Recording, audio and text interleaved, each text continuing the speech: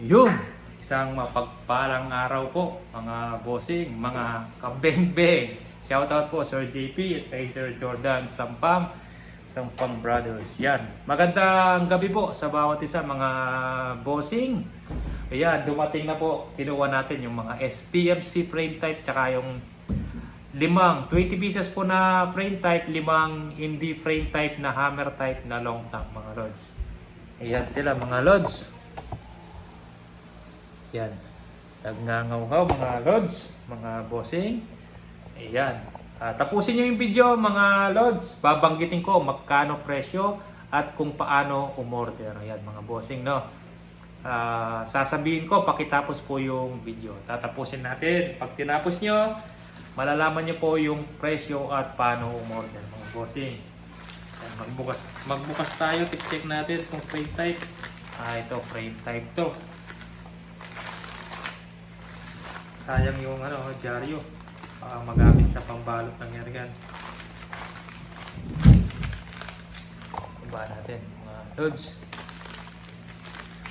Bossing. Yan, kakatapos lang natin mag-draw mga parapol. Live draw ng ating parapol. Yan. Pag-uwi, kinuha natin to pag-uwi. Yan, nagbola na tayo agad mga bossing. Tapos ngayon, bubuksan natin yung mga unit. Susunod na paparapol natin ganitong mga unit mga bossing. Pakita natin. Nagbukas lang tayo ng konti dahil kakamukha lang naman yan mga loads.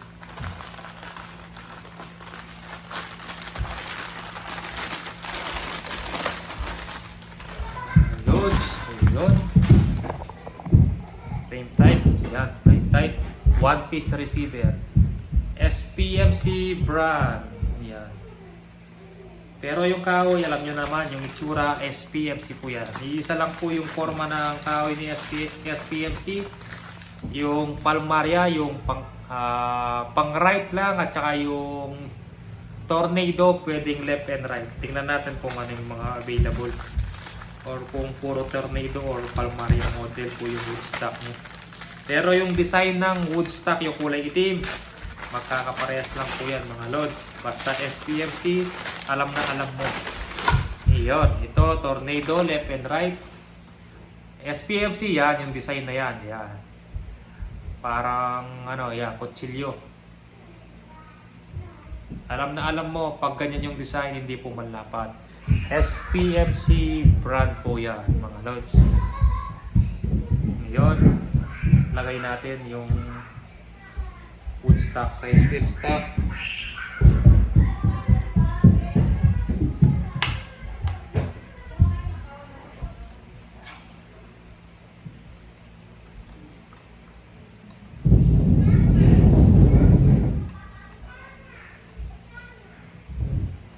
Magbukas lang tayo ng dalawa, yung parang tornado. Yan, pag left and right, tornado model. Left and right, tsaka yung isa, yung hindi pwedeng pang left, pang right lang siya mga lods. Dahil may uka siya dito. Yan siya. Pakitapos po ang video, sasabihin ko yung price. Check natin yung hindi siya malambot, hindi din matigas, saktong-sakto lang mga lods. Hindi siya matigas, hindi siya soft, saktong-sakto lang. Tukak siya, wala siyang rest mga bossing. First cup, First cup, second cup, yan. Medyo hindi mabigat ikasa, swabing-swabe lang mga bossing. Yan, frame type.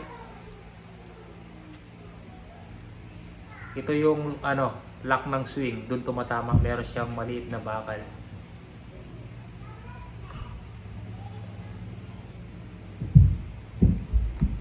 Layo natin para makita yung yan. Frame type po yan mga lods. Yan. Pag nabuksan ko na yung tatlo, yung hindi frame type tsaka yung isang forma na wood stock, babanggitin natin yung presyo mga bossing. O baka mayroon pang mag-how much mga lods, sasabihin na natin mga bossing kung how much. Ito, check natin kung ito hindi siya frame type.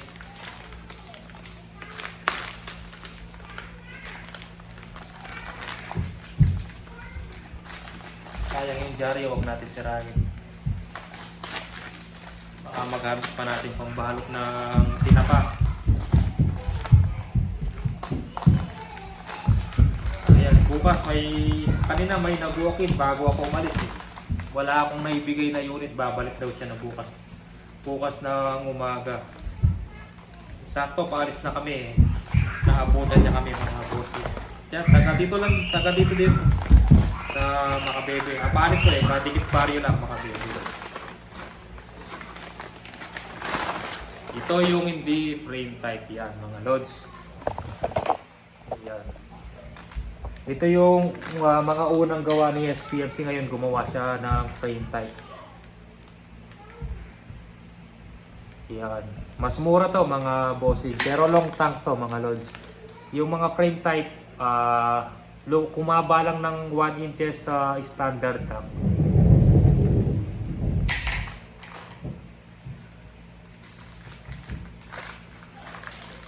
Ay, buti tumigil na yung ulan, napakalakas ng ulan.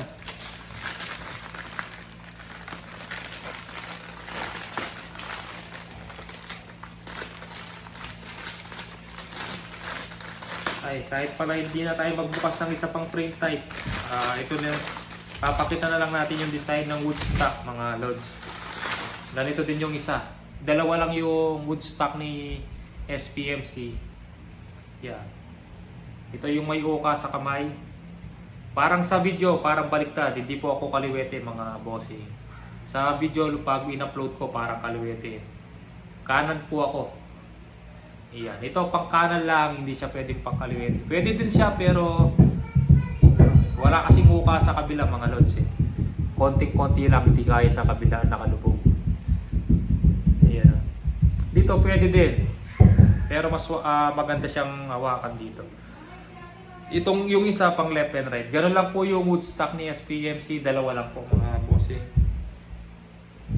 Pakita natin. Iyan. 25 pieces po lahat yan. Ganito po yung paparapol natin, yung frame type. SPMC PCP, ginagawa, malapit na pong matapos. Siguro mga 1 week, 2 weeks. Tapos na siguro mga loads, mga SPMC PCP. Yan, babanggitin ko magkano to mga loads. Para alam nyo na at huwag na pong magtanong ng how much sa comment. Minsan nababan po tayo dahil doon. Kaya babanggitin na natin. Minsan kasi hindi ako nagbabanggit, nagagalit din si Facebook. Pero babanggitin na natin mga loads. Ito mga loads, ang complete set nito mga bossing. Complete set nito, long tank siya, hammer type 2 cock, 24 inch long barrel. 12 grooves po, ang barrel po nito tanso sa loob. Naka-sleeve lang po siya na stainless mga bossing. Iyan, kagandaan niyan, tanso, hindi siya bakal sa loob. Kahit mabasa, hindi kakalawangin. Hindi masisira po yung groove.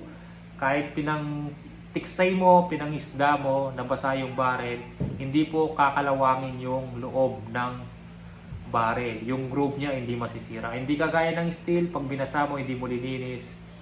Mangangalawang po yan, masisira yung groove. Ayun. 12 grooves siya, 24 inch long barrel, long tank. Yan.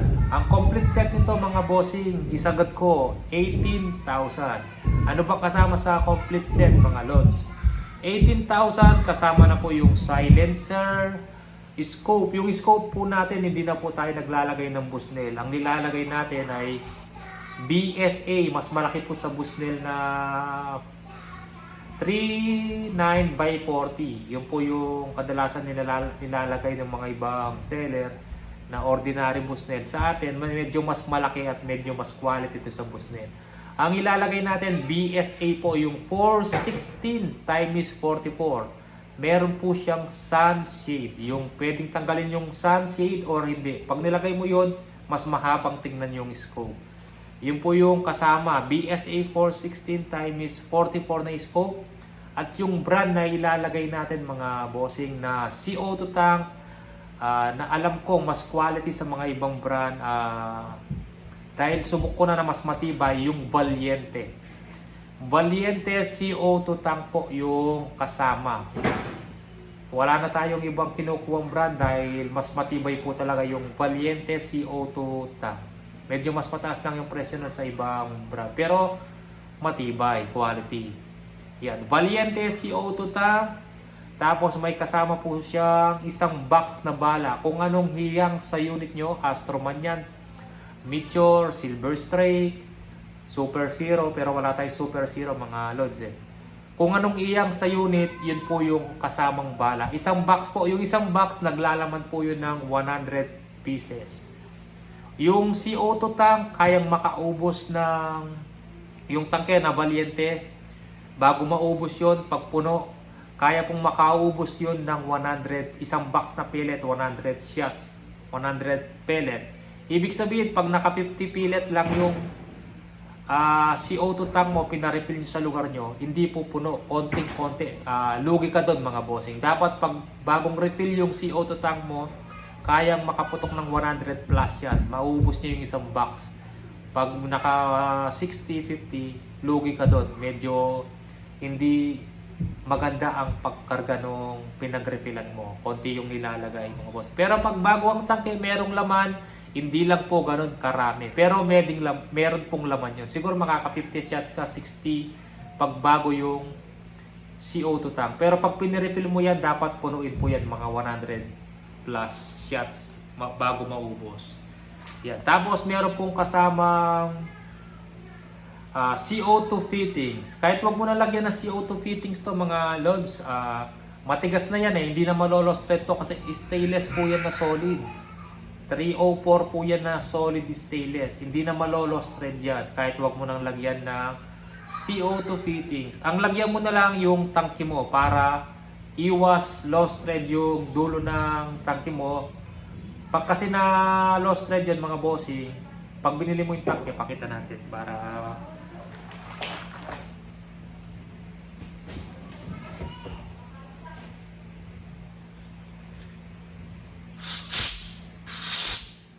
yan, pag may puti, maraming laman pa yan mga bossing. Pag wala ka na nakikitang puti, pero may lumalabas na hangin, sir, may laman pa yung CO2 tank ko pero hindi na kayang ilabas ang pellet pag pinuputok ko. Ibig sabihin, wala ng CO2, hangin na lang. Kahit may laman yan, binuksan mo, wala kang nakikitang puti, mahina na po yun, hangin na po yun. Wala nang bigat yung hangin na pumasok dahil wala ng CO2 mga loads. Hindi na kayang ilabas yung bala. Dapat may puting kulay puti. Mas makapal yung puti, mas malakas ang CO2. Yan. Ito, konti na lang naman to. Pinagtitil ko. Yun, marami pa palang puti. Yan. Ito po, yan. Ito yung lagyan nyo ng adapter. Dahil to, pag na-lost thread yan, bibili ka ng buong ito. Itong buong ito, nasa 600 o to 750 ang price niyan sa Shopee. Pero kung nilagyan mo ng adapter yan, ang adapter bentahan ngayon 100 eh. Pag na-lost thread, papalitan mo lang yung adapter 100 pesos lang, hindi ka masi 700 dahil papalitan mo buo yan pag na-lost thread. Pag na-lost thread yan, hindi mo na magagamit, hindi mo na matitread sa CO2 receiver, hindi na marirefill. Delikado pa yan pag yung nagre-refill, lost thread, tapos ni-refill dahil mahina na ang kapit ng thread, pwedeng tumilapon yan pag kinakargaan. Yan. Titilapon yan sigurado. Pag puno na yan, tapos mahina na yung kapit ng thread, pwedeng tumilapon yan habang nire-refill mo yan mga lods. Yun yung sinecheck ko pag nagre-refill ako eh. Kung maganda pa yung thread ng adapter, para sigurado. Kasi pag manipis na yon, pwedeng lumipad yung CO2. Yan. Pag lumipad yan, makatama.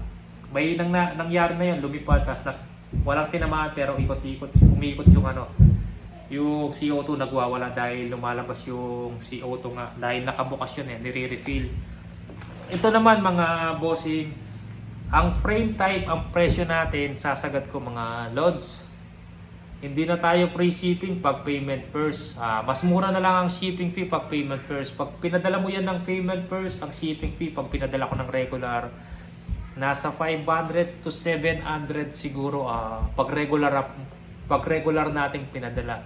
Hindi po ako nagpe-presyo ng shipping fee mga bossing. Kung saan ko pinadala, tinitimbang yan, kinikilo.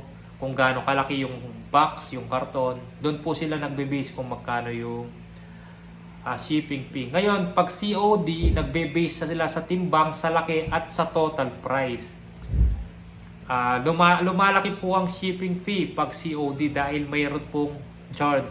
Kung depende sa total price. Kadalasan pag COD, pag complete set, 1,2 to 1,500. Depende sa total price.